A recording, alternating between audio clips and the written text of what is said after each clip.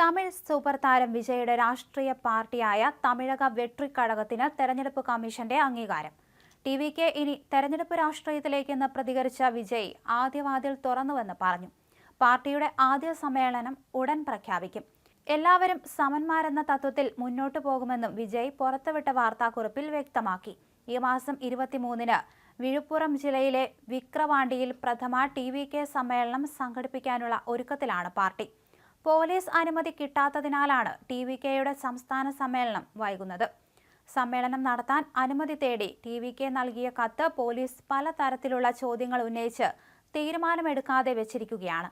പാർട്ടിയുടെ ആദ്യ സമ്മേളനത്തിൽ കോൺഗ്രസ് നേതാവും പ്രതിപക്ഷ നേതാവുമായ രാഹുൽ ഗാന്ധിയെ പങ്കെടുപ്പിക്കാൻ നടൻ വിജയ് ശ്രമിക്കുന്നതായി നേരത്തെ സൂചനകൾ വന്നിരുന്നു. കോൺഗ്രസ് കേന്ദ്ര നേതൃത്വവുമായി നടൻ ഇക്കാര്യം ചർച്ച ചെയ്തെന്നാണ് റിപ്പോർട്ടുകൾ സൂചിപ്പിച്ചത്. മുഖ്യമന്ത്രിമാരായ പിണറായി വിജയൻ, രേവന്ത് റെഡ്ഡി, ചന്ദ്രബാബു നായിഡു, ഉപമുഖ്യമന്ത്രി ഡി.കെ. ശിവകുമാർ എന്നിവരെ പങ്കെടുപ്പിക്കാനും നീക്കമുണ്ട്. വിജയ് കഴിഞ്ഞ മാസം തന്റെ തമിഴക വെട്രിക്കഴകത്തിന്റെ പതാകയും പുറത്തിറക്കിയിരുന്നു. ചുവപ്പ്, മഞ്ഞ നിറങ്ങളും 2 ആനകളുടെ ചിത്രവും അടങ്ങുന്നതാണ് പതാക. സംഗീതജ്ഞൻ എസ്. തമൻ ചിട്ടപ്പെടുത്തിയ പാർട്ടി ഗാനവും പുറത്തിറക്കി. സൗഹാർദ്ദത്തിന്റെയും ഐക്യത്തിന്റെയും പ്രമേയങ്ങൾക്ക് ഊന്നൽ നൽകിക്കൊണ്ടാണ് ഗാനം അവതരിപ്പിച്ചിരിക്കുന്നത്. എല്ലാവർക്കും തുല്യ അവകാശവും അവസരവും നൽകും, തമിഴ് ഭാഷയെ സംരക്ഷിക്കും, സാമൂഹിക നീതിയുടെ പാതയിൽ മുന്നോട്ടു പോകും എന്നിവയാണ് പാർട്ടിയുടെ പ്രതിജ്ഞ. 2026-ലെ നിയമസഭാ തെരഞ്ഞെടുപ്പ് ലക്ഷ്യമിട്ടാണ് വിജയുടെ നീക്കങ്ങൾ. ടി.വി.കെ സമ്മേളനത്തിന് ആശംസ അറിയിച്ച് ഡി.എം.കെ സഖ്യത്തിലുള്ള വി.സി.കെ പാർട്ടി നേതാവായ തിരുമാളവൻ എം.പി രംഗത്ത് വന്നു.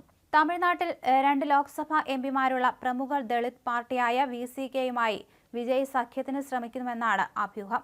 അതേസമയം വിജയ്ക്കെതിരെ ബി.ജെ.പി രംഗത്ത് വന്നു. വിനായക ചതുർത്ഥിക്ക് വിജയ് ആശംസ അറിയിക്കാത്തതിനാലാണ് വിമർശനമുണ്ടായത്. അവസരവാദിയായ ഹിന്ദുവാണ് വിജയ് എന്നും ന്യൂനപക്ഷ പ്രീണനമാണ് നടത്തുന്നതെന്നും ബി.ജെ.പി നേതാവ് വിനോദ് പി സെൽവം വിമർശിച്ചു. ഡി.എം.കെ കോപ്പിയടിക്കാനാണ് ടി.വി.കെയുടെ തുടക്കത്തിലേക്കുള്ള ശ്രമമെന്നും പറഞ്ഞു. കെ. അണ്ണാമലയുടെ വിശ്വസ്തനാണ് വിനോദ്. 1ാം മോദി സർക്കാരിന്റെ കാലത്ത് കേന്ദ്ര സർക്കാർ നയങ്ങളെ വിമർശിച്ചതിനെ ജോസഫ് വിജയ് എന്ന പേരുയർത്തി വിജയെ ബി.ജെ.പി ആക്രമിച്ചിരുന്നു.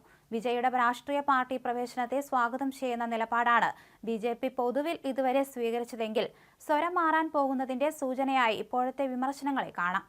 ആദ്യവാതിൽ തുറന്നു, എല്ലാവരെയും സമന്മാരായി കാണും വിജയുടെ പാർട്ടിക്ക് തെരഞ്ഞെടുപ്പ് കമ്മീഷന്റെ അംഗീകാരം. ഇതൊക്കെ തന്നെയാണ് വലിയ രീതിയിൽ ബി.ജെ.പിക്ക് തിരിച്ചടിയായി മാറിയതെന്നാണ് അവർ കരുതുന്നത്.